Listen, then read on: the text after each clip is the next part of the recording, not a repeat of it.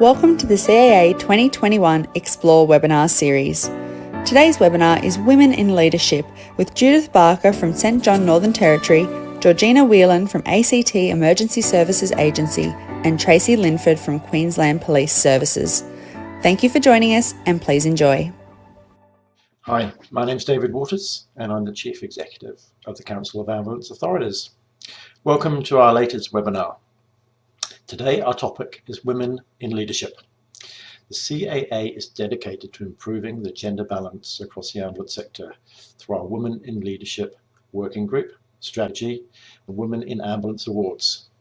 In this webinar, 3 inspiring female leaders from the emergency services sector will share their career journey, their challenges, and their advice for the next generation of leaders. And then they will join us for a live panel interview at the end. The 3 speakers today are Judith Barker, the CEO of St John Ambulance in NT, Georgeina Whelan, Commissioner, ACT Emergency Services Agency, and Tracy Linford, Deputy Commissioner, Crime, Counter-Terrorism and Specialist Operations, Queensland Police Service. I'd like to welcome our first speaker, Tracy. Tracy Linford is a Deputy Commissioner, APM, and has over 36 years experience in both the Victorian Police and the Queensland Police Service. In December 2017, she was promoted to Deputy Commissioner at the Queensland Police Service and currently holds executive responsibility for the Crime, Counter-Terrorism and Specialist Operations portfolio. Deputy Commissioner Linford holds a Bachelor of Business Management degree and an Executive Masters in Public Administration. In 2009, she won an Outstanding Leadership Award from the ACWAP for driving cultural change. She was awarded an APM in the Australian Days Honours in 2014. Welcome, Tracy. Hello, I'm Tracy Linford and I'm a Deputy Commissioner with the Queensland Police Service. Thanks for having me along today. I really appreciate being invited to be part of this webinar in the Women in Leadership Forum that you're holding, because like you, I work in an emergency service, and I think all of us women have got a lot of lessons learnt, a lot of great experience, and it's important that we get opportunities to share what we've learnt and the things that work well and those things that haven't gone so well that others can learn from. So very pleased to be part of this forum today. In getting organised for today, I was sent a list of just a few questions of things that you would like me to cover off in this little video presentation. So the first one was, can you tell us a little bit about your career journey? Well, I'm a career police officer. I've been around for 37 years in policing. I joined as, I would describe, a quite naive 19-year-old. I spent my first 31 years with Victoria Police and 5 years ago made the transition to jump jurisdictions, and I now work in the Queensland Police Service. I can put hand on my heart and say that if I was 19 years old again right now, I'd do it all again. I can honestly say it's been a fantastic career and I absolutely love policing, and I wouldn't change a thing. Even some of the difficult times, I wouldn't change those either, because they've probably been the occasions that have given me the most learning and have made me the resilient person I think I am today. So in terms of my career, like most police, you start off in general duties, but I've had the opportunity to be a detective, I've been an analyst, I've worked at our academy training detectives, I've worked on major projects, I've taken the opportunity to work rural, I've worked metro, now obviously in senior management role, and I've taken the opportunity to jump jurisdiction. It's been fantastic. I've loved both organisations. They're both great places to work, and I've found my role really fulfilling. But as I've got into my senior level roles, I really do recognise that I have a role to play in being a role model, being an advocate for younger women, and making sure that I can try and improve the pipeline so that we can get that gender balance better within my policing organisation and the ones I've worked, and Victoria Police where I worked previously. So I have spent a lot of years past now trying to do just that, improve the gender balance in our organisations. The second question I was asked, what are some of the challenges and what are some of the opportunities I've faced in my career? So I might start with some of the challenges. There's been quite a few. Like all of you, I work in a very male-dominated industry. There were many wonderful men that I work with, but it would be the truth to say that there are still some pockets of what I would describe as the boys' club that can make life quite challenging for women. We do still see pockets of sexual predatory behaviour and other unsavoury behaviour going on that impacts the women in our workforce and letting them get on in their careers, or certainly making them uncomfortable in the workplace. And sadly, I've seen women leave their career simply because they haven't been able to deal with the situation or have it dealt with for them and move past it. So there's lots of work still to be done, but I can say it is very different from 1984 when I first joined. It was a pretty ugly beast back then. I've seen significant improvements, of which I'm really proud of, but there are still things to go, a way to go. Some of the challenges I've found, particularly I guess when I went into a detective's career, is that people would try and put me try to get me to fit their mould and not let me be who I really am. And I do see women still do that today. I find women who will change their behaviour to be like that boys group that they might be working with. And my advice to them is don't do that, because otherwise it becomes an ongoing expectation. You need to find your voice very early. I was probably a bit slow in doing that. I think I got to sergeant rank before one day and I said, enough's enough. I'm going to take on some bad behaviour and do something about it. But I do still see, even today, sometimes women making that mistake of trying to fit other people's mould. So I wouldn't do that. But that is clearly a challenge for a lot of us in our working lives. I'm a mother of 2 children. I'm married with 2 kids. I've got one in Victoria because she's grown up, and I've got one here with me in Queensland. Balancing family life and work is challenging in itself, and I'm probably not telling you anything you don't know. All of you in that situation would know how difficult that can be. I'm fortunate that I have a fantastic husband who supports me and has done so right through my career. I'm not quite sure if I would have got to the rank that I have had it not been for his support. He's done a lot of the heavy lifting with the kids in terms of getting them to the different things that they have to do, because my job does require, particularly the ones I've had in the last few years, require that I do a lot of travel. And at one stage, I can say that, when I had my first child, I suffered postnatal depression, and that was particularly challenging. And it was at a time when there wasn't the support in the community for women who had postnatal depression, but I had good support from family and managed to get through it, and fortunately didn't experience that when I had my second child. Probably, there's lots and lots of challenges, but probably the only other one I'd really mention, and it particularly relates to my job now, but a job, I guess, for senior women, is navigating a really complex environment within which you work. So navigating the political environment when you're getting pulled pillar to post, navigating the media environment when the media can very quickly turn something into a crisis that you have to drop everything and work on. I always find that challenging, but I've come to get used to it. I've come to get used to having to drive down the road to the minister's office in a car and being briefed on something that I then have to give a briefing to government on, and I've only had 2 minutes information on it.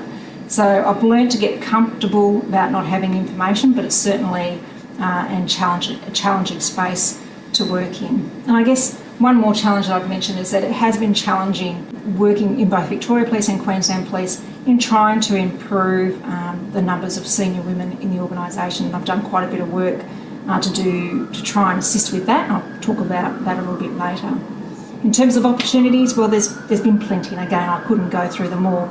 I've been very fortunate to have some really great role models right throughout my career, right through to today. I've got a fantastic female commissioner in Katarina Carroll, and I've never seen anybody with so much energy who has had great vision for our organisation. It's setting us on a new path at the moment. But I've also had great models all the way along the way, and not just women. I've had great male role models as well. So if I think back to some of my earlier days, Christine Nixon coming into Victoria Police as the first female commissioner was a wonderful thing. She really did do a lot to break the glass ceiling for women, and I certainly saw the progression of women to higher ranks really accelerate after she came in, because she really challenged some of the thinking that was in place, both in terms of people who sat on those selection panels, but in terms of the way senior management thought about who would be the right fit for jobs. She really made people realise that diversity was really important. I've learnt a lot from her as a result of that. And other times I've had a really good nudge. So there's been times when I've lacked a bit of confidence to go and apply for a new job. I do move around quite frequently because I get bored easily. So as you heard before, I've had lots of different jobs, and that's because I like to experience new things. But there's been occasions when I thought, oh, perhaps I'm not quite ready for that next leap. And I've had good people who have given me the nudge saying, you don't have to tick every box on that criteria. You've got enough skill to be able to apply for it now. And they've given me the nudge to do just that. And I specifically recall an evening when a Deputy Commissioner rang me one time and said, have you applied for Assistant Commissioner job? This is back in Victoria Police. And I hadn't, and it was closing the following day. And she made me stay up all night and write my application. And I put in and got the job. So I'm forever thankful that she did that, because, you know, it's one of those sliding door moments where someone's intervened, and it's certainly worked out well for me. Sometimes it's about being at the right place at the right time. Other times I have found that there are serendipitous moments, or those sliding door moments. So there was one particular time in my Victorian policing days when something particularly terrible happened to me. It was when I was a sergeant, and I got the courage to stand up and challenge the bad behaviour that I was being faced with.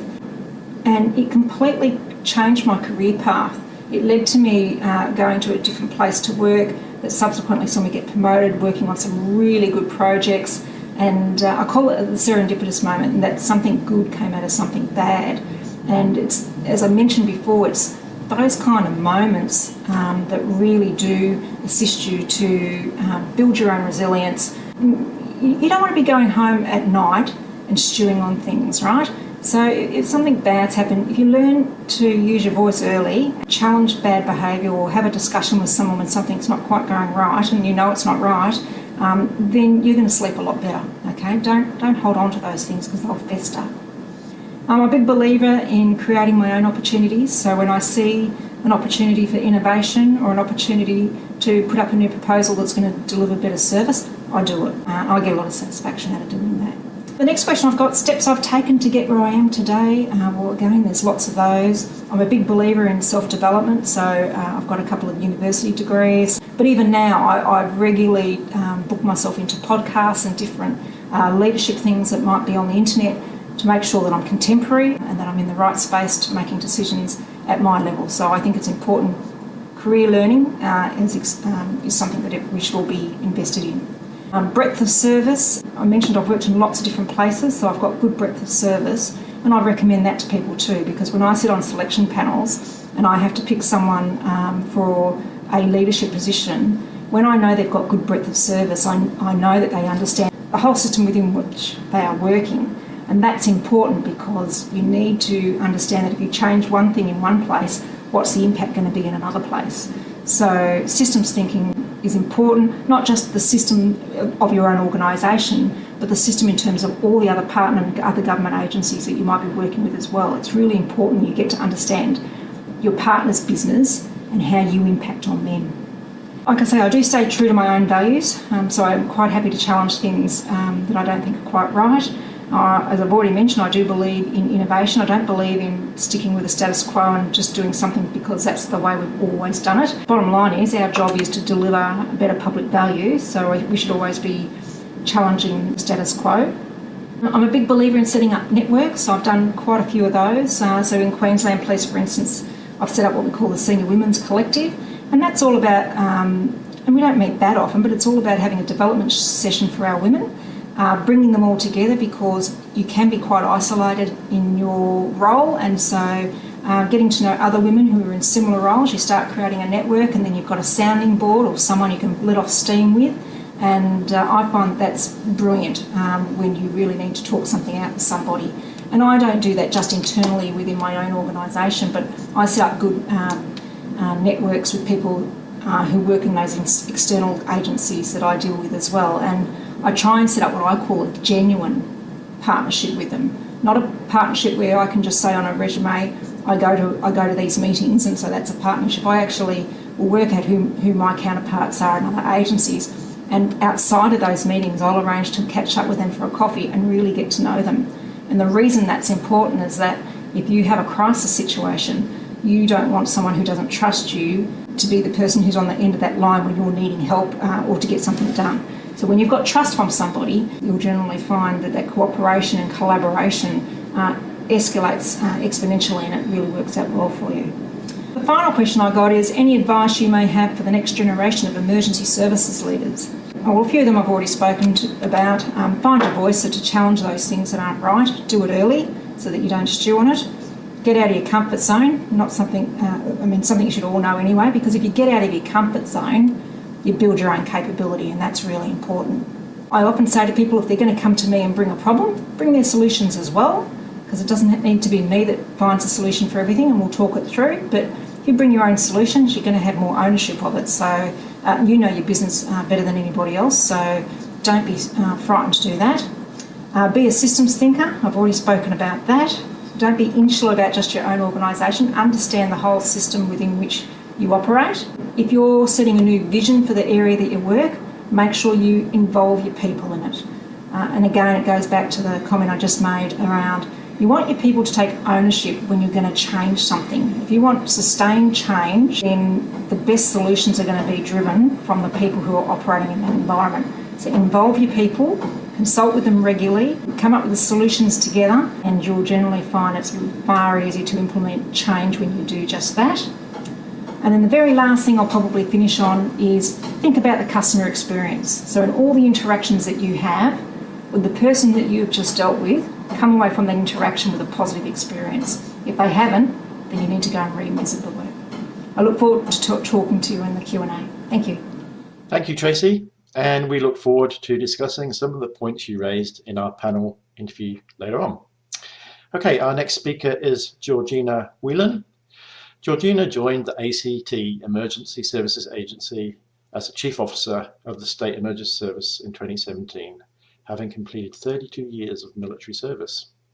She was then appointed as the Commissioner of the ACT Emergency Services Agency in 2019. Georgeina has been awarded the Conspicuous Service Cross in 2004, a member of the Order of Australia in 2006, and a bar to her Conspicuous Service Cross in the 2016 Queen's Birthday Honours List. Georgeina was also named ACT's Telstra Businesswoman of the Year in 2015. Georgeina holds postgrad qualifications in Business Management and Defence and Strategic Studies. Welcome, Georgeina. Hello, my name's Georgeina Whelan, and I'm the Commissioner of the ACT Emergency Services Agency. Thank you to the Council of Ambulance Authorities for the invitation to speak with you today, to share with you my professional career, the experiences, the highs, the lows, the challenges and the accomplishments, and also leave you with some food for thought, some handy hints on how you can develop and progress in your own careers. You know, women in leadership is a really interesting theme and something that I speak on a regular basis. I often reflect back on my own career and think through the highs and the lows, and in front of you are some pictures of my career opportunities and experiences. I spent 30 years or 30 plus years in the Army, and as a healthcare professional, non-clinician, a healthcare administrator and healthcare planner. I deployed on 2 deployments internationally into East Timor and to the Boxing Day tsunami in 2004 into Banda Aceh. I led the national contingent for healthcare services.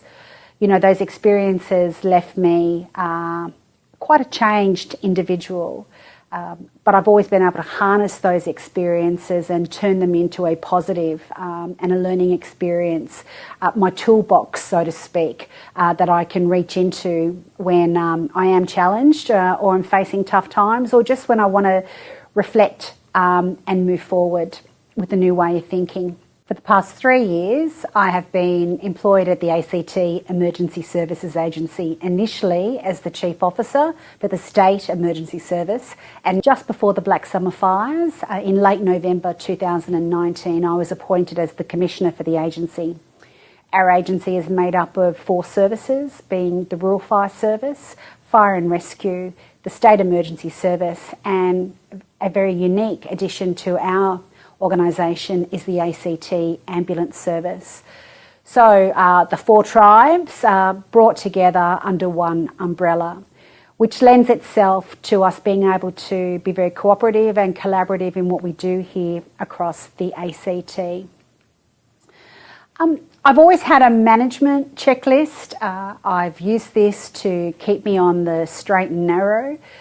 As a non-clinician working in healthcare and now as a non-firefighter in what is predominantly a fire and ambulance organisation, I've always found that if I've been very clear on my objectives and what it is that I'm seeking to achieve, and I have my toolbox and my little checklists, then that keeps me focused and allows me to identify and work on my own strengths and then tap into the strengths and the skill sets of others for those areas that I'm less experienced in. In fact, some areas that I know absolutely nothing about, but that's what leadership is about. It's about taking people on a journey, surrounding yourself by experienced and capable individuals and being able to get the job done. Of course, your role as a leader is to prioritise, to identify risk and to bring your team on the journey with you. The 4 bold points on the screen behind me are the key areas that I've always focused on as part of my management checklist. First and foremost, to be accountable and responsible and accept that accountability and responsibility in leadership roles. Relationships with subordinates, with peers and with my superiors, as well as a focus on teamwork, has always ensured that I've had a resilient team and a team that is enduring. As you would know in ambulance services and as we experience in the Emergency Services Agency, endurance is a key component of effective capability in our line of work. Of course, self-awareness and personal insight, I think, are essential, both for those of us who aspire to step into leadership roles and those of us who are leading. Quite often I give my staff permission to call me out and to remind me, particularly when I've on occasion lost my way. I think sometimes we get so busy in leadership roles that we lose that opportunity to reflect, and sometimes a friendly reminder from your peers, subordinates or your boss is actually really helpful along the way. And of course, I've always been very focused on driving a high performance culture within any organisation at all levels where I've worked. In this day and age, the demands on our personnel, the demands on the output of any organisation can be quite challenging. And so I've always thought of my team in a sense as elite athletes who need and require the support and conditioning of someone who's expected to perform at the highest levels on a fairly regular basis. And I've always felt that high performance also requires an ability to allow your staff to have buy-in, to share their ideas, to generate that inclusive environment that we regularly talk about, that allows for us to leverage off a diverse and experienced workforce. Ultimately, for me, it's actually about making it easy for people to do the right thing. Waking up in the morning, looking forward to coming to work, and when we are at work, doing the best we can. Having a little bit of downtime, sharing experiences with our colleagues, enjoying ourselves, but ultimately at the back of our mind, the first question we should always ask ourselves is this the right thing to do? Am I going the right way about this? Is this an ethical approach to my decision making? It's about leadership, influencing leadership styles, values, organisational design, and that our leadership or your leadership should underpin the positive culture that you are seeking to establish in your team, within your organisation and across our communities. 2019-2020 was a challenging period for all of us, whether it be the Black Summers fires that we experienced nationally across Australia, right through then to COVID-19. Pretty much we've all had to put in quite the sustained effort over the last 18 months. I have found some highs and lows during that experience, more highs than lows, fortunately, but certainly as a newly appointed commissioner, I was quite challenged by the campaign of firefighting that I led here in the ACT. And post that experience and through COVID-19, in fact, I think it's sometimes because of COVID-19 that I've had the opportunity to reflect. And I think the power of reflective practice is something that we should all invest the time in as emerging leaders, as staff, and as future leaders for our organisation. We're never too old to learn, and we are certainly never too old to continue to develop and grow in all aspects of our personal and professional lives. 3 key takeaways from me around leadership is know yourself, understand yourself, your strengths, your weaknesses. Don't be frightened to, on occasion, share your vulnerabilities with a mentor, with a coach, with a colleague, or with a friend. Learn about leadership. Understand that there are right ways and not so right ways in which we can lead. These days with iPads, with our mobile phones, you don't even need to go to a library and get out one of those textbooks. There's lots of really good reading and really great articles out there on leadership styles, on thoughts around leadership and how to be an effective leader. So invest in yourself and take the time to do some reading. Lead with influence. You know, we need to be able to walk the walk, not just talk the talk. And as a leader, what you say is actually what you should do. And leadership in action is the most powerful way in which you can bring a team on the journey, but also how you can capture the attention of others, particularly when you are competing into the future for leadership roles within your organisation.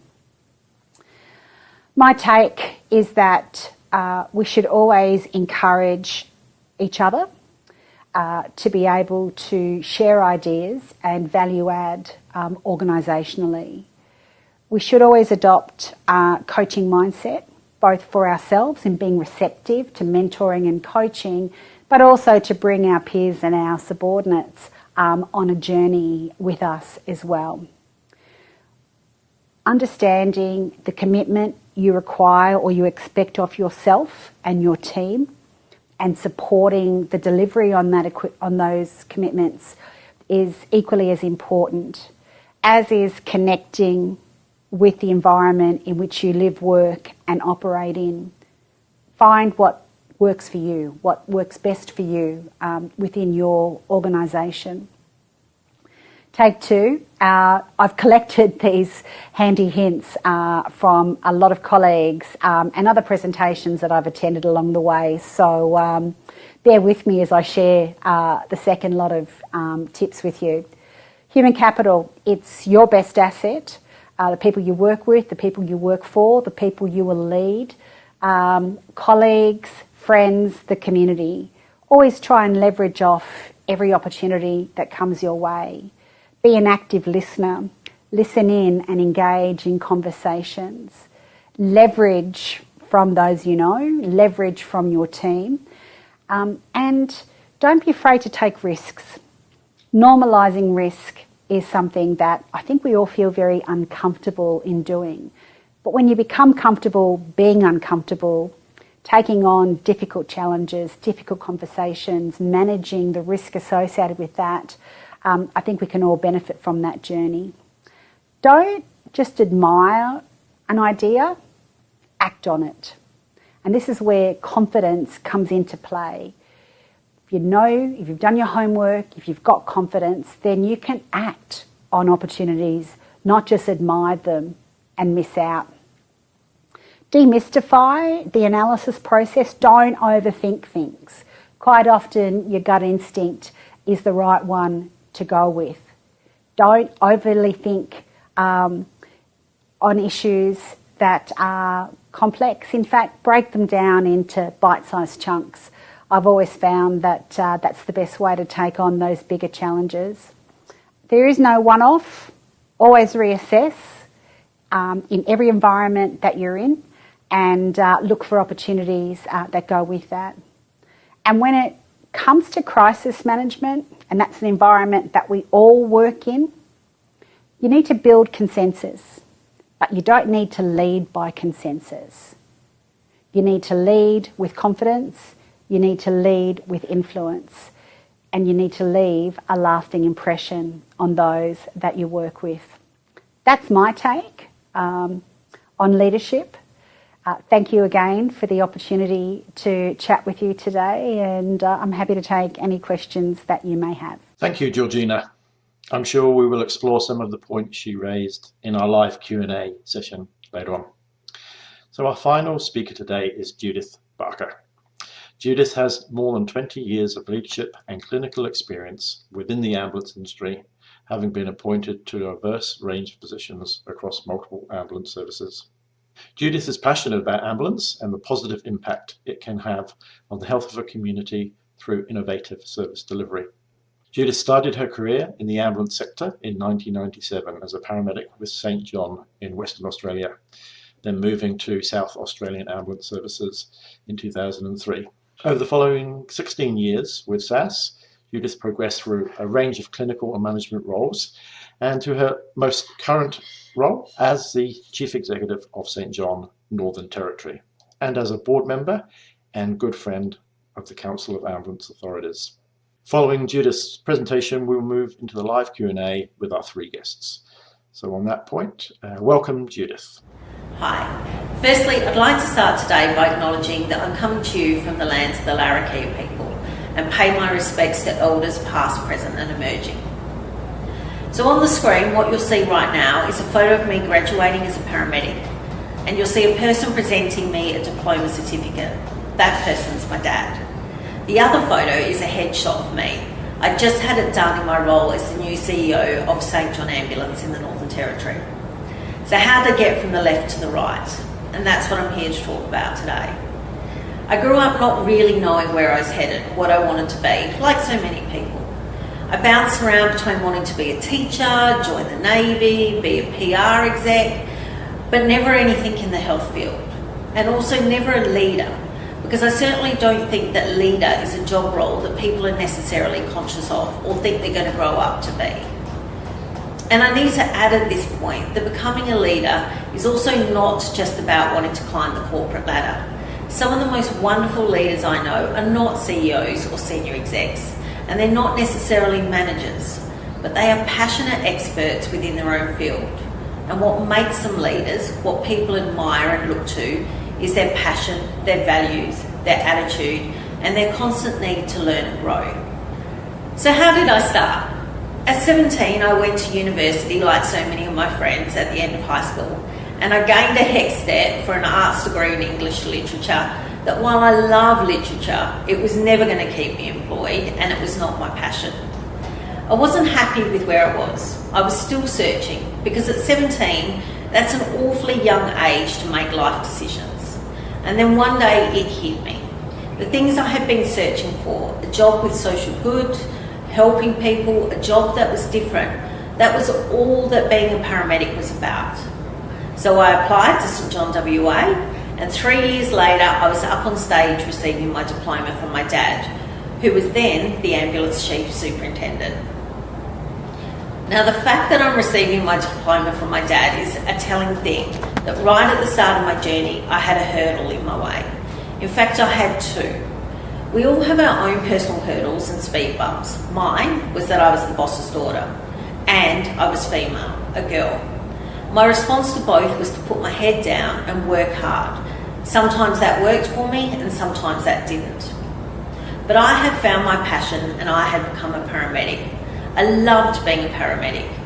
Maybe it was a strain at 3 a.m, maybe people found me a strain at 3 a.m. to work with, but it's one of the best and most rewarding careers you will ever have. If you move on, or if you move up from being a paramedic, you will take an abundance of skills, learning and leadership from it. Careers like this, like the police or the ADF, impact you in a way in which others don't, and it's invaluable. But while I loved my job, I discovered I loved the new. I loved change and challenges, and I loved trying to improve the system.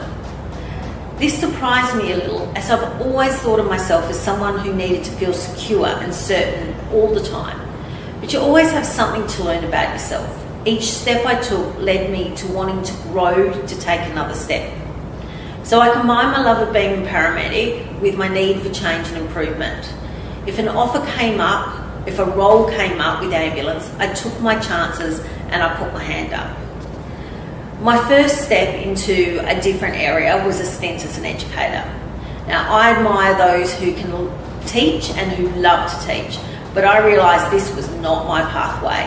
But what is important is that I took a chance. I committed to it 100% and made a fully informed decision that it was not for me. And I don't sit back and fail because I didn't try. So I took on newly created roles that had never been tried before, and I tried to shape them to my own.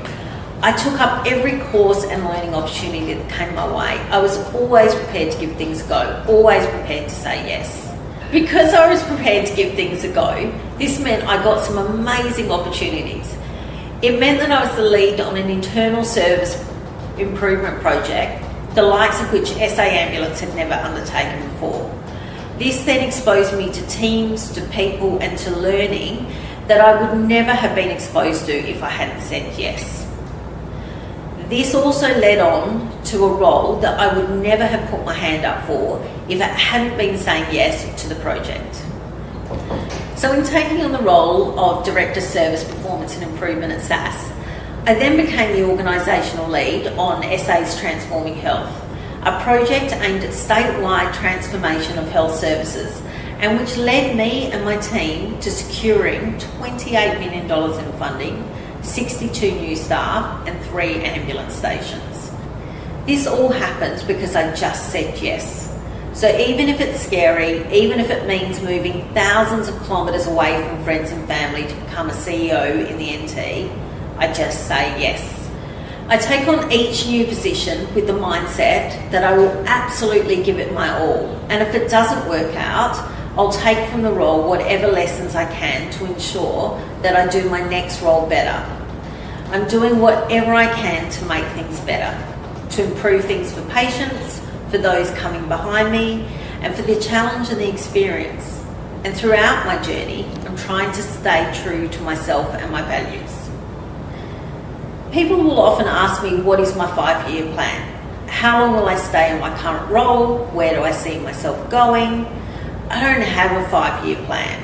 A plan ties me down and I believe blinds me to opportunities. If I had a plan, I'm not sure I would have taken up the Director of Service Performance and Improvement, and I'm not sure that I would then be here today. But this is how I work, and we're all different. Along my journey, I have learnt a number of important lessons, and I'd like to share these with you. Lesson 1 on the leadership journey, or any journey really, is that you can never know everything, and you should never stop learning. This can be formal education, it can be informal education, it can be incidental learning from situations that you can reflect upon later. Through constant learning, you are not sitting around waiting to see what might come your way. You are getting ready for whatever might come your way, even if you don't know what it is. Get out there and try to discover what your passion is. Get a mentor or mentors and seek education. Take up all of the opportunities. Throughout my journey, I've had both informal and formal mentors and coaches. Some of these people knew and actively participated in my mentoring, and some of these people were those that I admired, watched and learned from, and they were useful coaches at different points in my journey. Some of my mentors were paramedics, and one that I still have today was specifically chosen because he wasn't a paramedic, but he brought a whole nother set of learning to my journey. Today I still strive to be as considered as he is, and he remains a touch point for me. In each new role, at each crossroad, I seek advice from those who have gone before me. So lesson 2, don't get comfortable. I don't seek out a state of becoming comfortable. Great things never come from staying in your comfort zone. I learn nothing by staying somewhere where I can do a role standing on my head. I will learn by seeking challenge. If you're not sure whether you should apply for a job or a challenge, do it, because you can't say no unless you have applied, and until you have to say no, you don't know how much you want to say yes. Remain true to yourself. I think it's really important to understand yourself, who you are, and stay true to your values and morals. This may mean that some of the choices and the decisions you make are difficult and uncomfortable. People aren't always going to like your decisions, but people will also not respect someone if all they do is take the easy road to keep everyone happy. For me, it's about being fair, being consistent, and being transparent. Next lesson. Be a smart leader. Smart leaders know what they don't know. The best thing you can do is ask lots of questions and build a great team of people around you. You cannot be the subject matter expert on everything, and it's condescending to your team to think that you are. A manager who worked for me in my last role, when he discovered I was coming into a position where part of my role was critical IT infrastructure, something I had no experience in, but where he and his team were experts, this manager said to his team, "Always tell her more than she thinks she needs to know." For me, this was an invaluable learning in my role. He wasn't being condescending. Instead, that he recognised that my lack of experience in such a specialist area meant I may not always know the right questions to ask, but he always made sure I walked away with all of the answers I needed. He gave me the confidence and created the safety for me to ask as many questions as I needed and to learn from him and his team. Everyone has a different life to you, and we all started from a different point. Everyone has different experiences and learning, and everybody has something to teach you. Next lesson, be a part of the change. Many people are wary of change, and their first instinct is to fight against it. Not every change will be positive, but if you don't participate, you won't have a voice in that change. Don't rail against it or passively go along. Affect change. If you don't believe in it for whatever reason, get in the middle, get in on the inside and influence it. Leave the world a better place is my final lesson. I've gotten things wrong and I will continue to get things wrong. I've gone home at the end of the day tired and defeated, but promising to come back the next day, promising to do better. I endeavour not to get the same thing wrong twice, though sometimes it takes more than one failure for me to learn my lesson. At the heart of what I do needs to be the belief that I'm doing something to make a change or a decision to improve the situation for the next person, for those who are coming up behind, and for those who will be revolutionary. Understand that what you do is important, and when you make decisions, understand the impact of those decisions. Don't ever become blasé about what you are doing or your achievements. What I hoped at the start of my journey is that I would not need to be speaking about my journey because I'm female, but simply because it was my journey. But I do so today so that others can perhaps see themselves reflected back, so that others can see that challenges can be faced and overcome. I still look around the world I have established my career in. I sit in meetings and boardrooms, and far too often I do not see myself reflected back in the people across the table. Many times I have tried to change myself to fit in, and I have failed both in the attempt and I have failed myself. It becomes difficult to find your equilibrium, to find your place when others don't allow you to be you. I've now come to realise it's not women that need fixing, it's not me that necessarily needs fixing, it is the culture that we need to fix. We need to respect all people for who they are and what they have to offer. And the most important thing we can do is put a hand back for those who are coming up behind us. Great, thank you all so much. A very special thanks to Tracy, Georgeina and Judith for those truly inspirational presentations. I'm confident that our audience today, which is a significantly larger audience of note, will take many important lessons away from this presentation. We've got a few questions from our audience, which I'd like to cover off. Firstly, one of the questions relates to being told that you will get further if you are nice and don't be too aggressive. What are your thoughts on that? I'd like to pose that question to Tracy, perhaps in the first instance, as you talked about managing the boys' club and unsavoury behaviours. Yeah, I saw that question and I was a bit bemused by it, I guess. I guess the first thing I would want to know is who was it that asked the question of you? And I'd actually want to get them to explain to you what it is they deemed was aggressive. And then it might be a conversation that it wasn't aggressive at all. It was just the fact that it was coming from a woman, not a man. But without knowing the detail of what, all the context of why that was said, I think it's something you need to explore with the person that said it to you. And maybe there is something aggressive about your behaviour. Again, it would be beneficial for you to know what that is so that you might be able to modify the behaviour for your future interactions. Thanks, Tracy. We had an interesting question from Jennifer, who asked, are we ever too old to start on a leadership journey, particularly when there have been opportunities in the past that we haven't taken? I saw, Georgeina, you responded to that, and perhaps you'd like to share that answer with the rest of the audience. Yeah, absolutely. So I was 51 when I made the career transition from Defence into the Emergency Services Agency, and there was a moment there where I was second-guessing myself. And then I realised, you know what, if I was a man and I was 51 years young, I wouldn't be asking myself the same question. A, we're never too old, but what we have to be is adaptable and agile.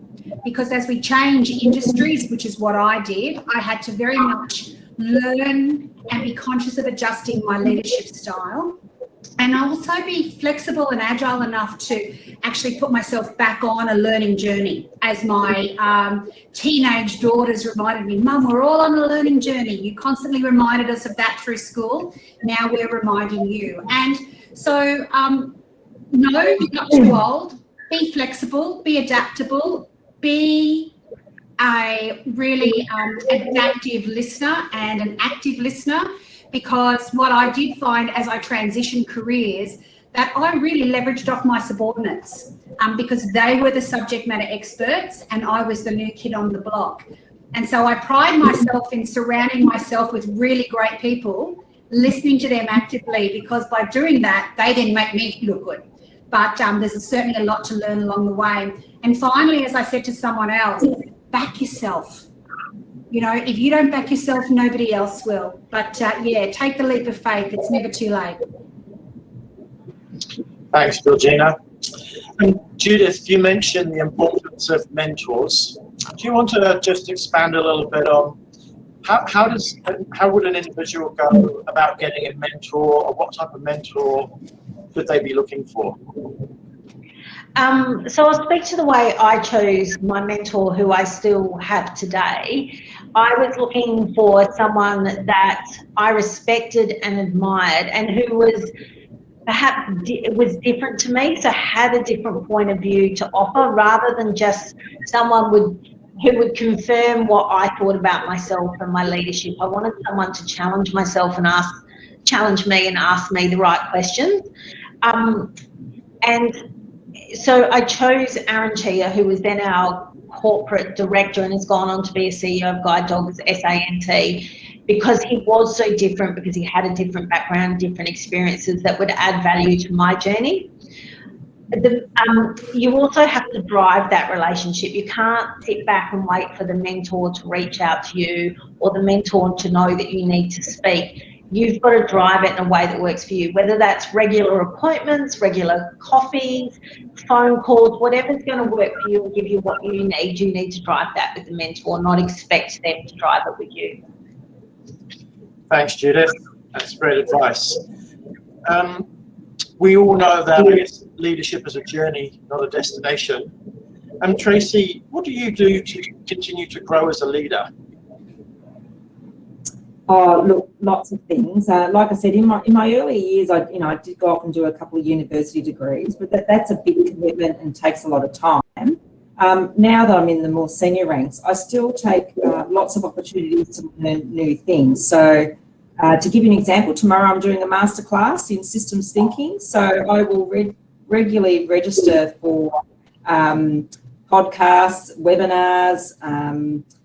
This is a class that's being run by the Public Service Commission of the Queensland Government, but I'm a member of the Australian Institute of Company Directors, so I get a lot of really good reading material from them. I'm an alumni member of ANZOG, the Australian New Zealand School of Government, so there's lots of great material that comes from them. So, and I also do a lot of reading from, various agencies that put out great material on things that are changing, particularly over the COVID period. There's been lots of learnings throughout COVID. So I'm a firm believer that it's your own personal responsibility to keep learning, and I try to do that to make sure that I'm contemporary in what I do. Thank you, Tracy. You're obviously all very inspirational role models. Georgeina, can I ask you, is there someone that you look up to? In fact, there's several people that I look up to. First and foremost were two senior officers in the military that I found to be both authentic and inspiring, and who reached out to me and provided me some significant support during crucial periods in my career. And that support was not a leg up, it was advice and it was guidance. And they were also very honest with me, because quite often people think good mentoring and coaching is the coach and the mentor telling you what you want to hear, not what you need to hear. And so I was always very grateful for honest feedback and honest guidance. But I also look up to, in my current role, two sergeants who, during the 2019-2020 Black Summer fires, I thought showed such great leadership and such courage and commitment that I think it reflects back on the comment I made earlier. You're never too old, or it's never too late in your career to learn. And so it was those two individuals, and one in particular who put his hand on my shoulder one day and said, "Boss, I think you need to go and have a break." And for that person to have that kind of courage and be able to give me advice because he actually was trying to support me, I found really, really very, very positive. So yeah, I think in my lifetime, there's never been one person. People have moved in and out of my careers, and I've leveraged off the learning that I've been able to have from them. But what I also do, as Tracy mentioned, is that I do a lot of reading, because you can really, really learn from people. So it's not just about admiring them, it's about what you can learn and take away from them as well. Thank you, Georgeina. It's great. Judith, I'm going to leave you with the last question, and it's probably the hardest question, so I apologise in advance for that. But what do you see as the biggest challenge in attaining gender diversity moving forwards? I think we have a long way to go in cultural change and the conversation change. And I'm sure, like others, I'm keenly watching what's going on in Parliament, and what I'm seeing at the moment is a lot of platitudes and a lot of political speeches about how disrespectful this behaviour is. What I'm not seeing is a true understanding of the need to change. And so what is happening in our federal parliament at the moment is reflective to what I saw a few years ago when Julia Gillard made her speech, and I'm not seeing any true change. It is just a moment in time that I think people are sitting back and waiting for it to pass. And we absolutely need to change the conversation, not just around gender, but around diversity. And we need to stop making excuses. So too often I see poor behaviour excuses, oh, it's because they're operational, because they're in the moment, because they're from, and that's not true. That's just an excuse not to have to change your behaviour, and it needs to be called out, and we need to start operating in a far more professional, modern way and call out these behaviours. But I get calling out the behaviours, and for some of the women like Brittany Higgins, that's taken years to do and a lot of courage. So we need to make sure that we support those around us in having those conversations and put a hand back for those coming up behind us. But we absolutely need to stop trying to stop change women and change the culture and change the conversation. Excellent, and that's a beautiful way to really close out the session. Great advice. But there's been a lot more questions in the chat, and big thanks to the panelists for answering them as we've been working through. Great information, and thank you for sharing so much. Thanks again for those 3 inspirational presentations, overflowing with insightful tips, advice, and wisdom. So a massive thank you from the CAA, and a big thanks on behalf of all the attendees today. In New Zealand, we would say, iha, stay strong, and good luck. Thanks, guys. Thank you for attending the Women in Leadership panel webinar. Join us for our next webinar on Thursday the 29th of April for the future of stroke in pre-ambulance care. In the meantime, keep up to date by following us on Twitter at the Council of AM1 and on LinkedIn, Council of Ambulance Authorities Australasia. Thanks for joining us, and we'll see you next time.